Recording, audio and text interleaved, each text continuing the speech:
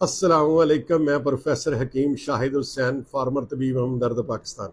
आज मैं एक नुस्खा लेके आया हूँ अपनी बेटों और बेटियों के लिए जो जवानी में दाखिल होते हैं। देखें, जब प्यूबरिटी एज शुरू होती है ना, तो sexual organ become functionally activate. तो तब लेवल ऑफ सिक्रीशन जो होता है ना हार्मोन्स का, बहुत ज़्यादा होता है ब्लड स्ट्रीम में। तो उनके लिए फिर एक ऐसा नुस्खा मैं लेके आया हूँ जो इस उम्र में कील छाइयाँ ज़्यादा बनते हैं, बच्चे और बच्चियां बहुत इसको लेकर परेशान होते हैं।